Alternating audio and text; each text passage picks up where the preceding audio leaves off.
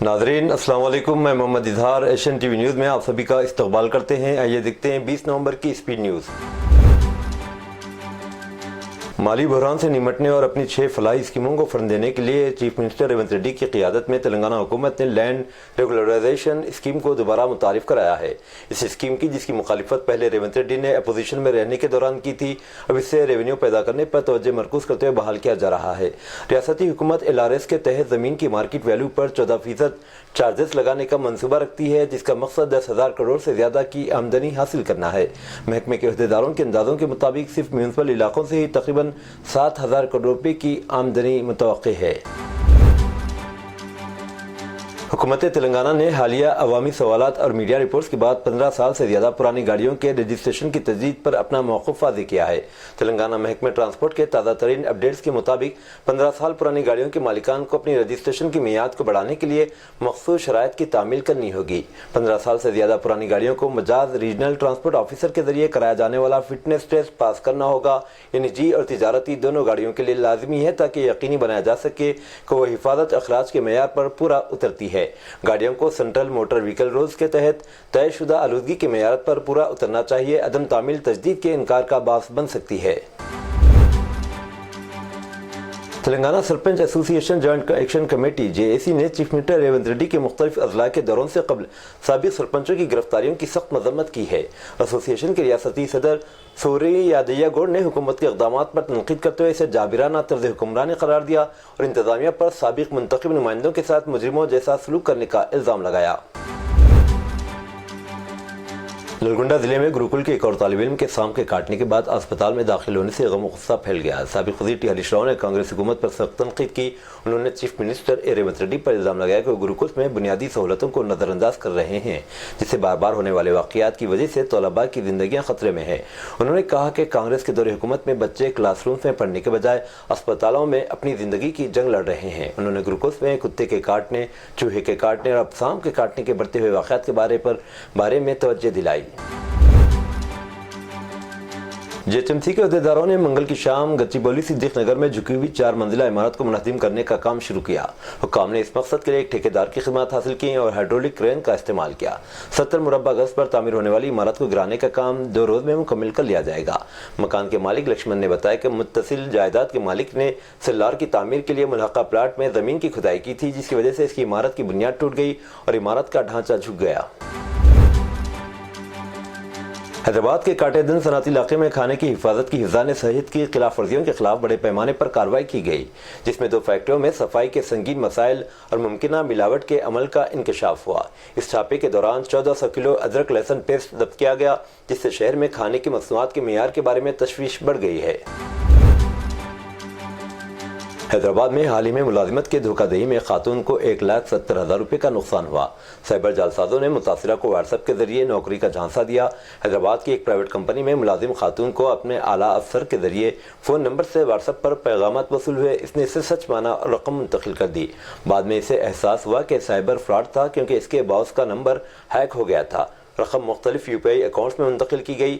اس نے حیدرآباد پولیس سے cyber crime unit سے رابطہ کیا اور شکایت درج کرائی۔ شکایت کی بنیاد پر سائبر کرائم یونٹ نے مقدمہ درج کر کے تفتیش شروع کر دی۔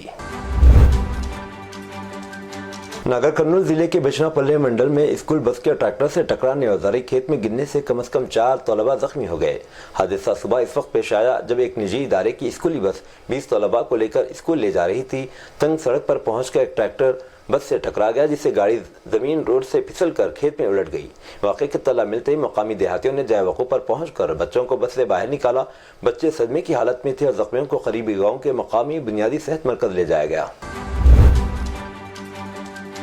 منگل کی رات کوکٹ پلی میں ایک پھل فروش کو مبینہ طور پر ایک لڑکے کے ساتھ جنسی زیادتی کے الزام میں پولیس حراست میں لے لیا گیا۔ 7 سالہ لڑکا پھل فروش کے گھر کچھ پھل مانگنے گیا۔ ملزم نے دیکھا کہ آس پاس کوئی نہیں ہے، لڑکے کو باتھ روم میں لے گیا اور اس کے ساتھ جنسی زیادتی کی۔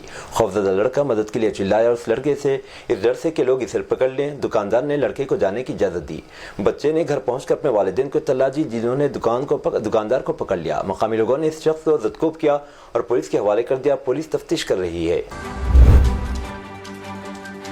नारायणपेट मित्थल में एक ज़ईफ सब्जी फरोश बालम्मा को दिल का दौरा पड़ा। उसकी मौत इस वक्त हुई जब म्यूनिसिपल कमिश्नर ने इसे सड़क के किनारे कचरा न फेंकने की तंबीह की और मंगल को यहां मित्थल में सड़क के किनारे सब्जियां बेचने पर इस पर 200 रुपये का जुर्माना आयद किया। म्यूनिसिपल कमिश्नर ने बालम्मा को भी खबरदार किया था कि अगर इसने सड़क के किनारे खराब सब्जियां फेंकी तो इस पर 5,000 से 10,000 रुपये का जुर्माना आयद किया जाएगा।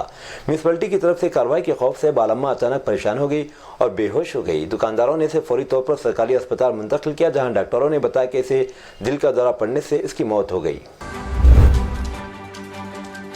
महाराष्ट्र असेंबली इंतखाबात के लिए वोटिंग जारी है। दर असना एनसीपी सरबराह और नायब वजीर आला अजीत पवार ने वजीर आला के चेहरे को लेकर बड़ा बयान दिया है। उन्होंने कहा कि जो एमएलए मुंतखब होगा वही फैसला करेगा कि वजीर आला कौन होगा। महाराष्ट्र के नायब वजीर आला अजीत पवार ने मजीद कहा कि हमने काम किया है, मुस्तकबिल में भी काम जारी रखेंगे और दावा किया कि महायुति मुकम्मल अक्सरियत से इलेक्शन जीतेगी। मणिपुर में गुज़िश्ता साल 3 मई से तशद्दुद की वारदातें जारी है। अलबत्ता भी 3 दिन कबल तशद्दुद की जो नई लहर उभरी है, इसने सियासी चोलें भी हिला दी हैं। रियासत में नस्लकुशी जैसे सूरत हाल की वजह से तनकीदों की जद पर रहने वाली बीरेन सिंह हुकूमत ने अरकान असम्बली की एक मीटिंग बुलाई थी, जिसे 18 अरकान गैर हाजिर रहे। ये इस बात का सबूत है कि बतौर वज़ीर आला बीरेन सिंह की उल्टी गिनती शुरू हो गई है। इसी दौरान कांग्रेस ने वज़ीर दाखिला अमित शाह पर भी निशाना बनाया और इन्हें नौश्ता दीवार पढ़ने का मशवरा दिया। इसी के साथ कांग्रेस ने सदर जमहूरियत द्रौपदी मुर्मू को खत लिखकर मुदाखलत की अपील भी की है। ज़राए के मुताबिक वज़ीर आला बीरेन सिंह की मीटिंग में 45 में से सिर्फ 27 अरकान असम्बली ही मीटिंग में पहुंचे थे। कांग्रेस के सीनियर लीडर मल्लिकार्जुन खड़गे और राहुल गांधी ने वज़ीर-ए-आज़म नरेंद्र मोदी पर हमला किया और बीजेपी पर महाराष्ट्र के इंतखाबात में पैसे की ताकत का इस्तेमाल करने का इल्जाम लगाया।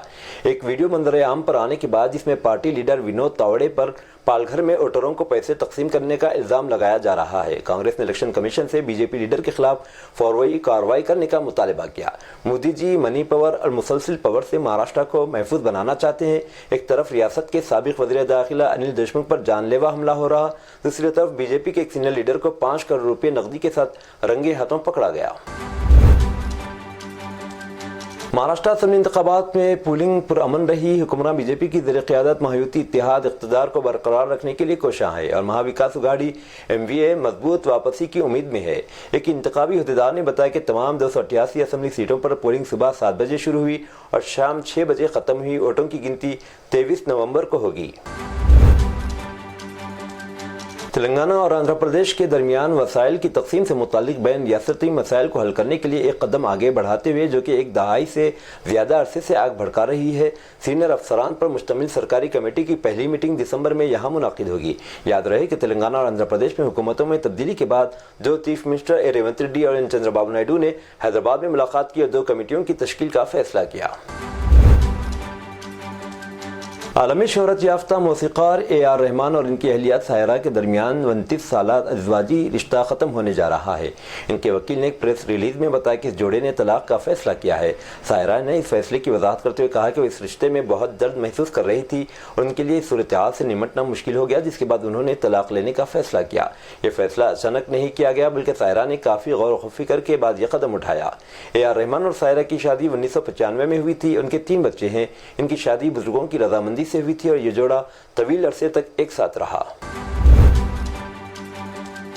मंगल की शाम को एक अफसोसनाक वाक़या पेश आया जब बेंगलुरु के डॉक्टर राजकुमार रोड पर एक इलेक्ट्रिक गाड़ियों के शोरूम में आग लग गई, जिसमें एक 20 साला खातून की जान चली गई। मुतासिरा, जिसकी शिनाख्त प्रिया के तौर पर हुई, स्टोर की सेल्स एग्जीक्यूटिव है। शोरूम के अंदर फंस जाने के बाद इसकी मौत हो गई जब इमारत के शोलों ने अपनी लपेट में ले लिया। आग, जिसके बारे में ख्याल किया जाता है कि एक इलेक्ट्रिक स्कूटर में शॉर्ट सर्किट की वजह से लगी, तेजी से पूरे शोरूम में फैल गई। आग लगने से 45 से ज़्यादा इलेक्ट्रिक स्कूटर जल गए और अहाते को काफ़ी नुकसान पहुंचा। ये वाक़या शाम 5:30 बजे के करीब नौरंग जंक्शन के करीब स्टोर पर पेश आया। तफरीह का एक दिन अफसोसनाक हो गया जब बेंगलुरु के वास्को रिसोर्ट में 3 नौजवान लड़कियां स्विमिंग पूल में डूबकर जान से हाथ धो बैठी। मुतासरीन की शिनाख्त केरत्ना 21 साला, निशिता 21 साला और पार्वती 20 साला के तौर पर हुई, जिनका ताल्लुक मैसूर से था। तीनों तफरीह के लिए स्विमिंग पूल में दाखिल हुए। स्विमिंग पूल की गहराई से बेखबर थे। यह अफसोसनाक वाक़या स्विमिंग पूल की हिफाजत की अहमियत और तरबियत याफ्ता निगरानी की ज़रूरत को वाज़ेह करता है, ख़ासतौर पर इन लोगों के लिए जो तैराकी नहीं जानते हैं। 21 नवंबर बरोज़ जुमेरात तकरीबन 8,047 ट्रेनी कांस्टेबलों को तेलंगाना महकमे पुलिस में भर्ती किए जाने का इम्कान है। तरबियत हासिल करने वालों की कुल तादाद में 2,338 ख़वातीन हैं। पासिंग आउट परेड का इनेकाद तेलंगाना में 20 मकामात पर किया जाएगा। ट्रेनी कांस्टेबल 9 माह की तरबियती मुद्दत से गुजर चुके हैं। ये पहला मौका है जब 1 साल से कम उम्र के बच्चों के साथ 15 खवातीन ने कांस्टेबल की तरबियत में हिस्सा लिया। इन कांस्टेबल ट्रेनीज को बच्चों के साथ राजा बहादुर वेंकट रेड्डी तेलंगाना पुलिस अकेडमी में रखा गया था। अकेडमी में इन खवातीन तरबियत के दौरान इनकी मदद के लिए खवातीन कांस्टेबल फराहम की गई। उत्तर प्रदेश के हाथरस के भोजपुर गांव में 22 साला दूल्हे शिवम की शादी से चंद घंटे कबल ही अचानक मौत हो गई। ये वाकया न सिर्फ खानदानों के लिए बल्कि पूरे गांव के लिए सदमे का बास बन गया। शिवम जो एक स्कूल में कंप्यूटर कोर्स पढ़ाता था कि शादी आगरा की रहने वाली मोहनी से तय हुई थी। शादी की तैयारियां उरूज पर थी, मेहमान पहुंच चुके थे। तमाम खुशियों से भरे माहौल में जब शिवम अपने घर वालों के साथ रक्स करने के बाद हल्दी की तकरीब में शरीक था, वो अचानक बेहोश होकर जमीन पर गिर गया। घर वालों ने फौरन शिवम को करीबी अस्पताल ले गए, लेकिन डॉक्टरों ने तस्दीक की कि वो पहले ही इंतकाल कर चुका था। इसके बाद इसे एक खांगी अस्पताल ले जाया गया, जहां दोबारा मौत की तस्दीक हुई। डॉक्टरों के मुताबिक शिवम की मौत का दिल का दौरा पड़ने की वजह से हुई। मध्य प्रदेश के सीहोर जिले में मां और बेटे ने फांसी लगाकर खुदकुशी कर ली। पुलिस ज़राए ने बताया कि नामालूम वजह से शारदाबाई 55 साला और बेटे जितेंद्र 26 साला ने कल शाहगंज पुलिस स्टेशन के तहत गांव नवनीत में फांसी लगाकर खुदकुशी कर ली। पुलिस मामले की जांच कर रही है। दोनों की लाशें पोस्टमार्टम के बाद विरसा के हवाले कर दी गई।